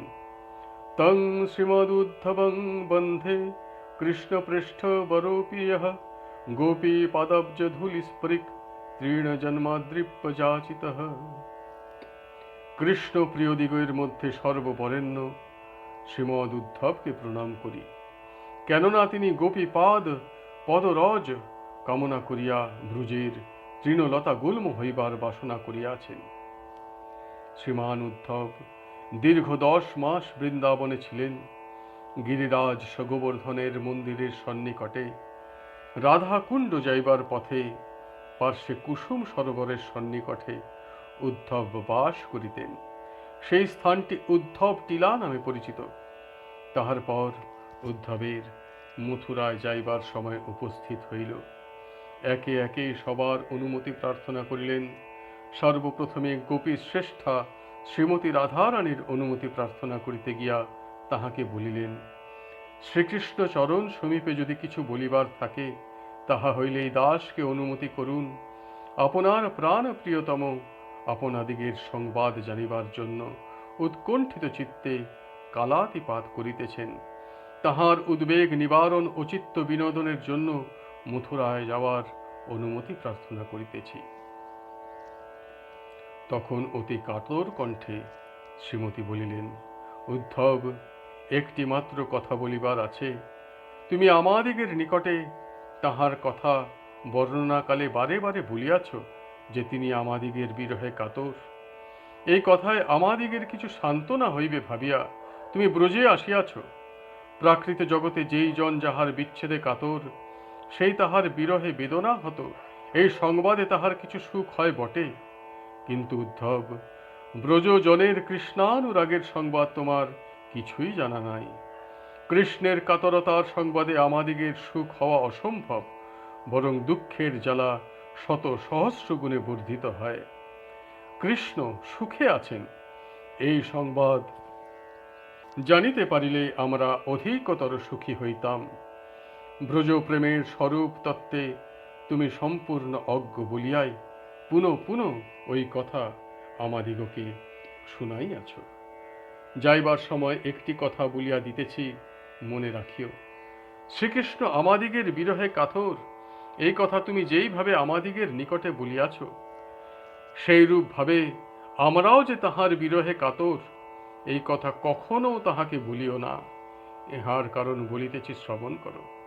আমাদিগের হৃদয় বজ্রতুল্য কঠিন, কারণ শ্রীকৃষ্ণ কাতর শুনিয়াও আমাদের হৃদয় বিদীর্ণ হয় নাই।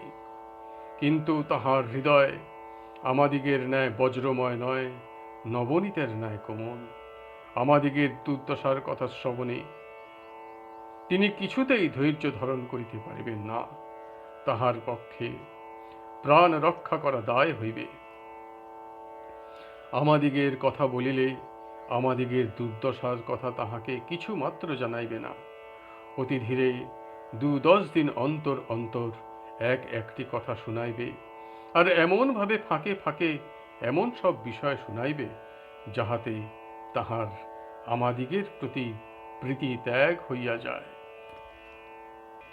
এই কথাগুলি বলিবার সময় এক অনির্বচনীয় শোকাময় ভাবে শ্রীমতী অধীরা হইয়া পড়িলেন। তাহার পর কম্পিত হস্তে একখানি পত্র উদ্ধবের হস্তে অর্পণ করিলেন। তাহাতে লিখিত ছিল, হে ব্রজের চন্দ্র হরি, ব্রজকে আধার করি মথুরার আকাশে এক্ষণে সমুদিত সপ্রভায় কলঙ্কের আশঙ্কায় না ত্যাজিও ব্রজাঙ্গনাগণে। চন্দ্র তার অঙ্কাশ্রিত কলঙ্কের মূর্তিজিত শাসককে না করে বর্জন, নিজ বক্ষে লয়ে তারে গগনে ভ্রমণ করে, তাতে দোষ না হয় কখন। তেমনি আমাদিগকে তব অঙ্কাশ্রিত বক্ষে রাখিলে না হইবে কলঙ্ক। তাই কহি তব প্রতি, শুনো হে মথুরাপতি, আমাদিগে না ত্যাজ ত্রিবঙ্ক। উদ্ধব জিজ্ঞাসা করিলেন, আপনার প্রাণ বল্লভকে একবার ব্রজে আসিবার জন্য কি অনুরোধ করিব? উত্তরে শ্রীমতী বলিলেন, না, যতদিন পর্যন্ত তিনি নিশ্চিত না হইয়া আসিতে পারেন ততদিন তার না আসাই মঙ্গল। আমরা তাহাকে, শুধু তাহাকেই পাইলে সুখী হইব না, তাহার বদনে হাসি দেখিলেই সুখী হইব। অনন্তর সকলের নিকটে বিদায় লইয়া উদ্ধব রথে আরোহণ করিলেন। শ্রী ব্রজরাজ নন্দ, ব্রজেশ্বরী যশোদা ও অন্যান্য ব্রজবাসীগণ প্রত্যেকেই প্রগাঢ় অনুরাগের সহিত শ্রীকৃষ্ণের জন্য নানাবিধ উপহার ও সুস্বাদু খাদ্যদ্রব্য উদ্ধবের হস্তে অর্পণ করিলেন। নন্দ বাবাকে প্রবোধ দিবার সময় উদ্ধব তাহাকে অনেকবার বুঝাইতে চেষ্টা করিতেছিলেন যে কৃষ্ণ কাহারও পুত্র নয়, স্বয়ং ভগবান। না মাতা না পিতা তস্য না ভর্তা না সুতাদয়ঃ। কিন্তু নন্দ মহারাজ সেই কথা কিছুতেই বুঝিতে পারিলেন না। বিদায়কালে কি যেন মনে করিয়া উদ্ধবকে বলিলেন, হে উদ্ধব, তব মতে কৃষ্ণ ঈশ্বর জগতে, তাহাই হোক সুনিশ্চয়। তবে সেই কৃষ্ণাকারে পরমেশ্বরের পরে আমার চিত্তের সমুদয় বৃত্তি যেন রহে যুক্ত, হোক সে আমার পুত্র কিংবা সেই হোক ঈশ্বর, যেন তার প্রতি মন উদাসীন না কখন, মম বাক্য যেন নিরন্তর তার নাম সংকীর্তন মম দেহে সর্বক্ষণ রত থাকে তাহার সেবায়। আর নিজ কর্মফলে জন্ম পাইব যে স্থলে, করি শুভ কর্ম সর্বদাই। যার ফলে রতিমতি যাহার পাদ পদ্মে স্থিতি, রহে যেন সদা সর্বক্ষণে। এইমাত্র অভিলাষ আমার অন্তরে বাস, তাহাকেই রাখিব স্মরণে। এই কয়েকটি কথা বলিবার সময় নন্দ মহারাজ তাহার অশ্রুধারা বস্ত্র আচ্ছাদন করিয়া সম্বরণ করিবার চেষ্টা করিলেন।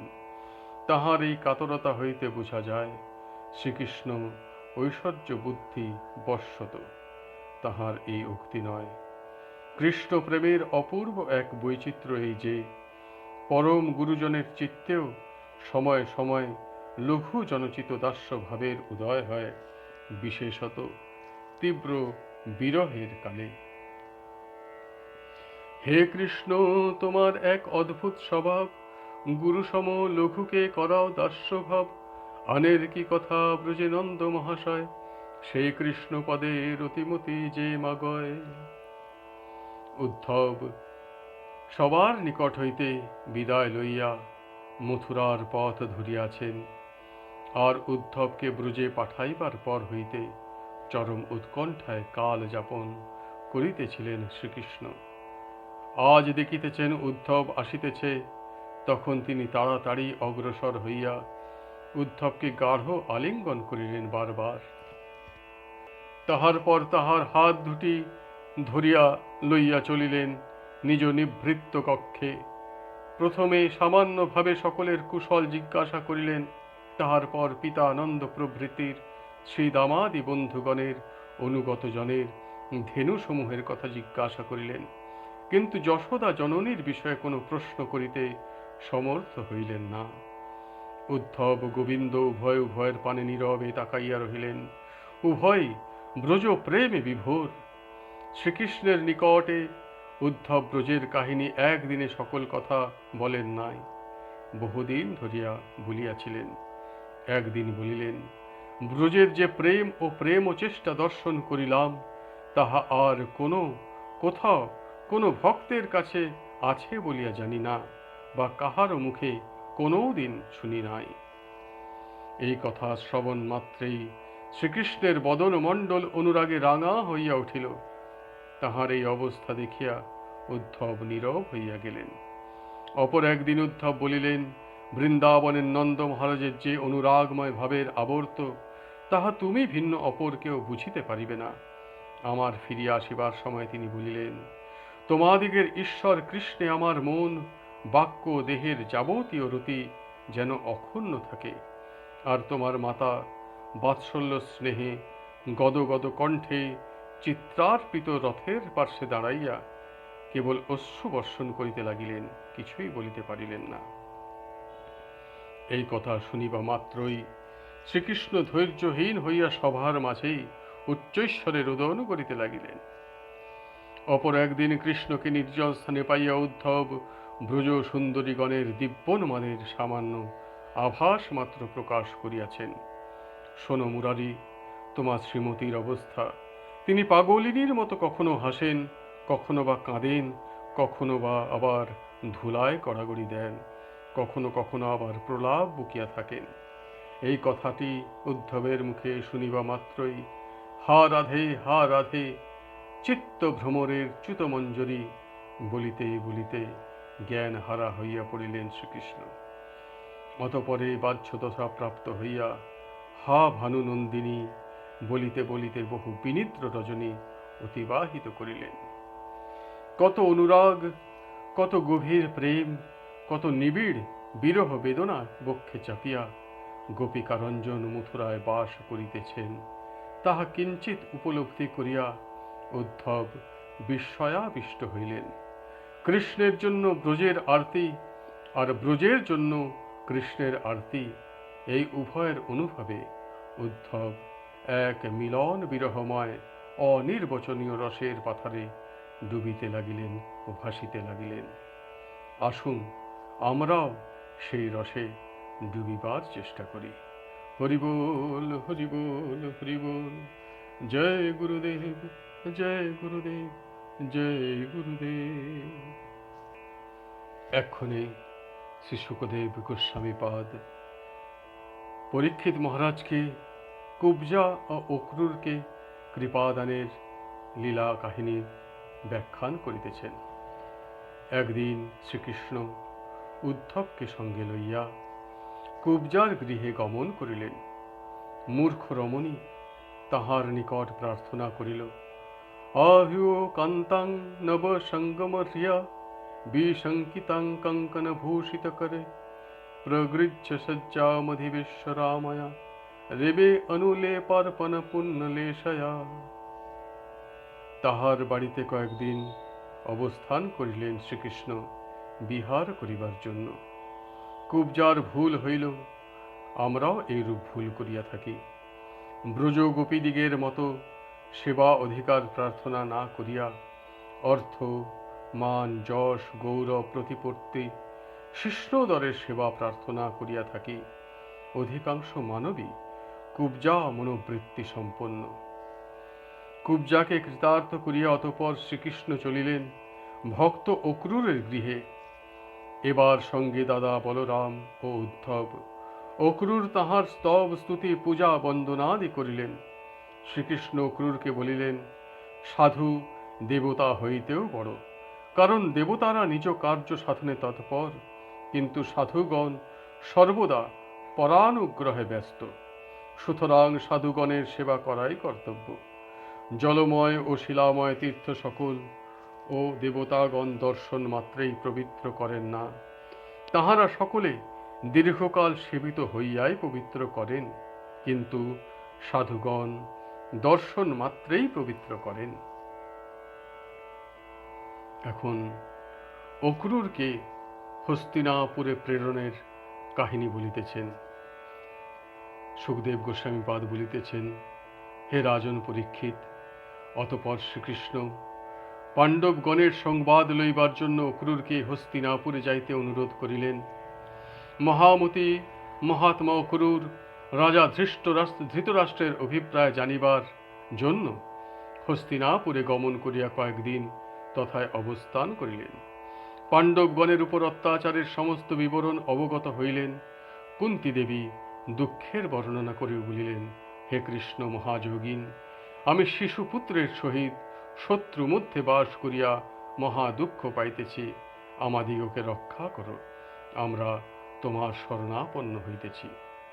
শ্রী শুকদেব বলিতেছেন, হে রাজন, অক্রূর ধৃতরাষ্ট্রের সহিত সাক্ষাৎ করিয়া কুন্তী পুত্রগণের প্রতি সমভাবাপন্ন হইবার জন্য অনুরোধ করিলেন। ধৃতরাষ্ট্র নিজের অবস্থা অনুধাবন করিলেন বটে, কিন্তু পুত্রগণের প্রতি অনুরাগ বশত অক্রূরের হিতকারী বাক্য হৃদয়ে ধারণ করিতে পারিলেন না। এক্ষণে কাল যবনবধের উপাখ্যান বলিতেছেন। পরীক্ষিত মহারাজকে বলিতেছেন, হে রাজন, কংসের মৃত্যুর পর তাহার দুই পত্নী অস্থি ও প্রাপ্তি তাহাদিগের পিতা মগধ রাজ জরাসন্ধের নিকটে কৃষ্ণের প্রভূত নিন্দা করিল। জরাসন্ধ ক্রুদ্ধ হইয়া ত্রয়োবিংশতি অক্ষহিনী অর্থাৎ 23 অক্ষহিনী সৈন্য লইয়া 17 বার মথুরা নগরী আক্রমণ করিল।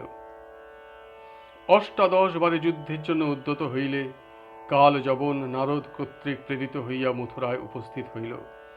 দুই দিক হইতে জরাসন্ধ ও কাল যবনের যুগপৎ আক্রমণের কথা ভাবিয়া শ্রীকৃষ্ণ তখন সমুদ্র মধ্যে এক দুর্গতুল্য পুরী বিশ্বকর্মার দ্বারা নির্মাণ করাইয়া সমস্ত আত্মীয় স্বজনকে এই পুরীতে পাঠাইয়া দিলেন। স তাবত্তস্য রুষ্টস্য দৃষ্টিপাতেন ভারত দেহ যে নাগনিনা দগ্ধ ভস্মসাদ্ভবৎ ক্ষণাৎ। অনন্তর শ্রীকৃষ্ণ মথুরাপুরী হইতে একাকী বহির্গত হইলে কাল যবন তাহার অপূর্ব মনোহর কান্তি দর্শন করিয়া তাহার অনুসরণ করিতে করিতে এক পর্বত গুহায় প্রবেশ করিল। অন্ধকার গুহায় কে একজন শয়ন করিয়া রহিয়াছে বুঝিয়া তাহাকে কৃষ্ণ মনে করিয়া কাল যবন তাহার দেহে পদাঘাত করিলে সেই নিদ্রিত পুরুষের দৃষ্টিপাতে কাল যবন মুহূর্ত মধ্যে ভস্মীভূত হইল। হে রাজন, উক্ত পুরুষ ইক্ষ্বাকু বংশের রাজা মুচুকুন্দ, তিনি মান্ধাতার পুত্র। দেবতাগণ অসুর ভয়ে সন্ত্রস্ত হইয়া যুদ্ধে মুচুকুন্দের সাহায্যে জয়লাভ করিয়াছিলেন। তখন মুচুকুন্দ বর প্রার্থনা করিয়াছিলেন দেবতাগণের নিকটে যে তিনি একটু নিদ্রা গমন করিতে চাহেন, আর সেই ঘুম ভাঙাইলে নিদ্রা ভঙ্গ করিলে তিনি যাহার দিকে দৃষ্টিপাত করিবেন সেই নিদ্রা ভঙ্গকারী যেন ভস্মীভূত হয়। এইরূপ তিনি দেবতাগণের নিকট হইতে বর লাভ করিয়াছিলেন। অন্তর্যামী শ্রীকৃষ্ণ কাল যবনের কোনো অস্ত্রে মরণ হইবে না ইহা জানিতেন। এই তত্ত্ব জানিয়াই তাহাকে ঘুমন্ত মুচুকুন্দর নিকটে লইয়া গিয়া এইভাবে কৌশলে বিনাশ করিলেন। অনন্ত শ্রীকৃষ্ণ কৃপা করিয়া মুচুকুন্দকে আপনার স্বরূপ দর্শন করিয়া বলিলেন, যদি কখনো কেহ বহু জন্মের চেষ্টায় পার্থিব ধূলি রাশি গণনা করিতেও পারে, তথাপি কখনো আমার জন্ম, গুণ, কর্ম ও নাম সমূহ গণনা করতে পারিবে না। রাজা মুচুকুন্দ শ্রীকৃষ্ণের বহু স্তব স্তুতি প্রণাম ও প্রদক্ষিণ করিয়া বদরিকাশ্রমে গমন করিলেন। এখন রুক্মিণী হরণের বৃত্তান্ত বলিতেছেন। সুখদেব গোস্বামীপাদ বলিয়া চলিতেছেন, হে রাজন পরীক্ষিত, বিদর্ভরাজ ভীষ্মকের 5 পুত্র রুক্মী, রুক্মরথ, রুক্মবাহু, রুক্মকেশ, রুক্মবালী এবং সর্বকনিষ্ঠা কন্যা রুক্মিণী শ্রীকৃষ্ণের রূপ, গুণ ও পরাক্রমের কথা শ্রবণ করিয়া রুক্মিণী তাহাকে মনে মনে পতিরূপে বরণ করিয়াছেন। শ্রীকৃষ্ণ রুক্মিণীর রূপ, গুণ, শীলতার কথা শুনিয়া তাহাকে পত্নীরূপে গ্রহণ করিতে সংকল্প করিলেন। সকলেই এই বিবাহ সমর্থন করিলেও ভীষ্মকের জ্যেষ্ঠ পুত্র রুক্মী কৃষ্ণ বিদ্বেষী হওয়ার কারণে এই বিবাহে প্রতিবাদ করিয়া চেদিরাজ শিশুপালের হস্তে ভগ্নীকে সমর্পণ করিবার আয়োজন করিল। রুক্মিণী ইহা অবগত হইয়া একটি প্রেম পত্র লিখিয়া শ্রীকৃষ্ণের নিকটে এক ব্রাহ্মণ দ্বারা প্রেরণ করিলেন। বিবাহের সকল আয়োজন সমাপ্ত। রাজধানী কুণ্ডিন নগরে শিশুপাল, তাহার পিতা দমঘোষ, শাম্ভ, জরাসন্ধ, দন্তবক্র, বিদুরথ ও পৌণ্ড্রক প্রভৃতি বরপক্ষীয় রাজগণ উপস্থিত। রুক্মিণী অম্বিকা দেবীর মন্দিরে গমন করিয়া প্রার্থনা করিলেন, হে দেবী অম্বিকে, গণেশাদি সন্তানগণ সমন্বিতা মঙ্গল স্বরূপিণী, আমি তোমাকে পুনঃ পুনঃ নমস্কার করি। ভগবান শ্রীকৃষ্ণ আমার পতি হউন, ইহা তুমি অনুমোদন করো। তাং রাজকন্যাং রথমারুরুক্ষতিং জহার কৃষ্ণ দ্বিশতাং সমীক্ষতাম রথং সমারূপ্য সুপর্লক্ষণং সুপর্ণলক্ষণং রাজন চক্রং পরিভূয় মাধবঃ। হে রাজন, অনন্তর রুক্মিণী মন্দির হইতে বহির্গত হইলে শ্রীকৃষ্ণ সুসজ্জিত রথে আরোহণ করিয়া তাহাকে হরণ করিয়া প্রস্থান করিতে উদ্যত হইলেন। শ্রীকৃষ্ণ রুক্মিণীকে হরণ করিয়া আপনার রথে আরোহণ করিয়া গমনে উদ্যত হইলে তথায় উপস্থিত নরপতিগণ শ্রীকৃষ্ণকে আক্রমণ করিলেন। তখন শ্রীকৃষ্ণ একাই সকল রাজগণকে পরাজিত করিয়া রুক্মিণীকে দ্বারকায় আনিলেন এবং রাক্ষস বিধি অনুসারে রুক্মিণী দেবীকে বিবাহ করিলেন।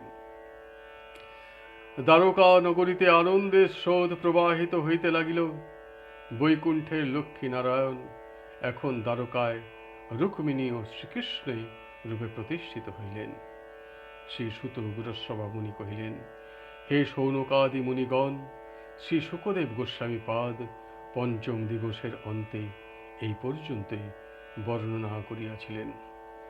পঞ্চম দিবসের কথা সমাপ্ত হইল। হরি বল, হরি বল, হরি বল। জয় গুরুদেব, জয় গুরুদেব, জয় গুরুদেব। জয় গুরু, জয় গুরু, জয় গুরু, জয় জয় গুরু, জয় গুরু, জয় জয় গুরু, জয় জয় গুরু, জয় গুরু, জয় গুরু, জয় জয় গুরু, জয় গুরু, জয় জয় গুরু, জয় জয় গুরু, জয় গুরু, জয় গুরু, জয় জয় গুরু, জয় গুরু, জয় জয় গুরু, জয় গুরু, জয় গুরু, জয় জয় গুরু, জয়।